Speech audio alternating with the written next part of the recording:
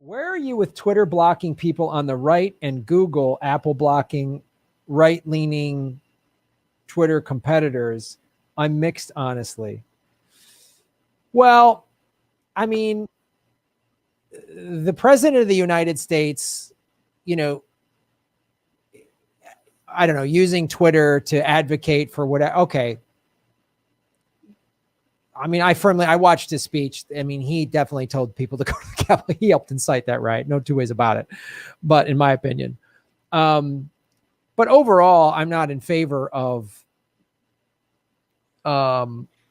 kicking people off a platform because you don't like their politics. I mean, if they're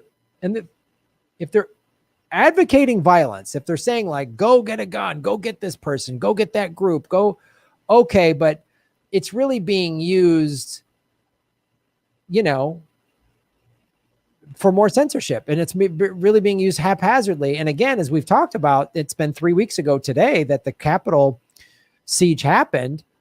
And, Ron, we talked about, I've talked about with everybody since it's happened about, yeah, you need to prosecute the people that were involved in the actual crime that was committed, but they're going to use it for Patriot Act 2.0. That's the thing. The laws are already in place.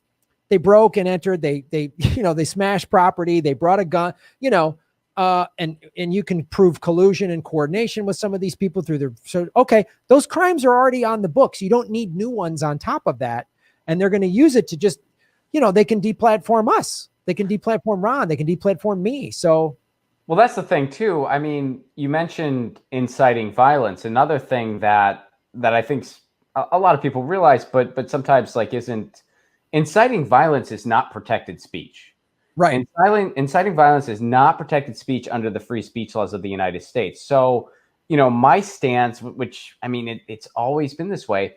If Donald Trump incited violence, he should totally be deplatformed. That violates free speech laws. However, the problem is it's not up for Jack Dorsey to decide that, or it shouldn't be. Technically it is because they're a private company, but it shouldn't be. And there's no burden of proof on them because, well, they don't have to really report to anyone. Their terms of service goes beyond the free speech laws of the United States. And, well, it shouldn't be that way. That's not the way it ought to be. We're in a weird place where technology has passed up our law.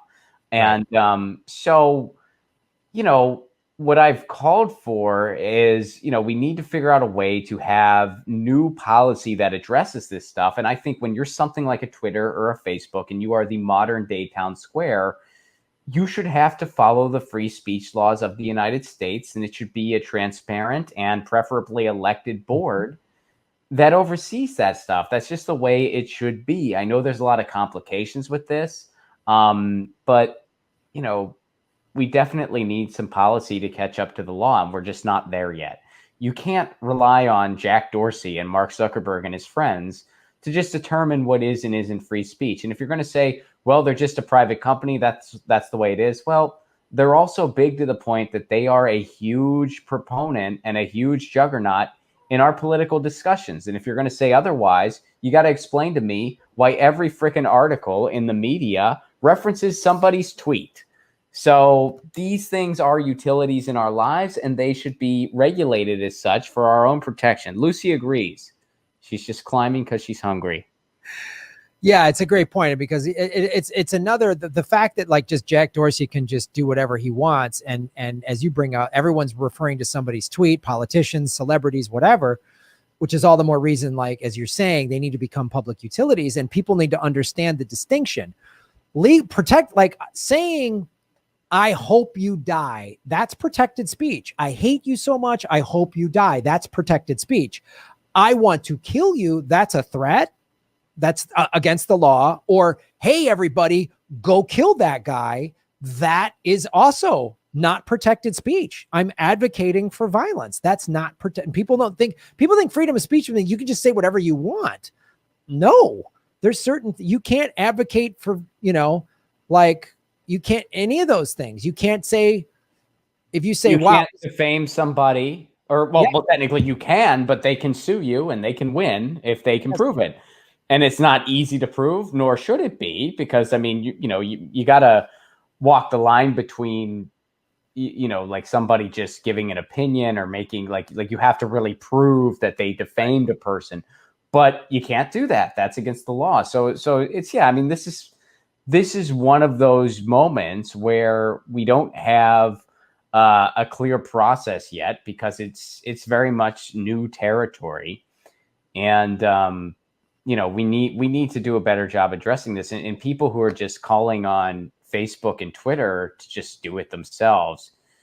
Do you really know what you're asking for? Like I don't think you know what you're asking for. And similarly, the people who are just saying, well, let's just let, you know, random people are now able to sue, and the FCC bureaucrats will kind of decide. That's not the solution either. What is the solution is, again, making nuanced policies that either makes these companies follow the free speech laws and has a valid path to making that a reality, or better yet, breaks them up and makes them utilities owned by the public. That would be the best case scenario. Yeah, absolutely. And yeah, I mean, there's so much. The thing that's right now, when you just have like Zuckerberg or Jack Dorsey, it's so arbitrary. Like Facebook pulls down pro-Palestinian websites or Facebook pages, but they'll leave up like some alt-right one or whatever. Yeah. Well, they just tore down a socialist one too recently. Facebook did. And so yeah, it's a mess right now. And there's a lot of bad ideas out there that would make it even worse. And we need to start going towards some good ideas that'll kind of fix the problem. Yes. Or make it better, at least. Yes. Shave your knuckles for justice, Ron. Thanks for watching, everybody. Please hit the like button, the subscribe button. Go to patreon.com/Graham Elwood and rockfin.com/Graham Elwood, where you can support the show. Also, I have a Bitcoin wallet, a Bitcoin Cash wallet, and an Ethereum wallet in the show notes. We're taking cryptocurrency. I have a Coinbase affiliation link. We're going to be getting on some other exchanges. So that's how you support the show. Make sure you hit the subscribe button. YouTube is unsubscribing us at an alarming rate. I have a PayPal button at GrahamElwood.com. I even have a Venmo at Graham-Elwood. There's a lot of ways to support our show. We are getting crushed by YouTube. We've dipped under 73,000 subscribers because of YouTube. Thanks for supporting what we do.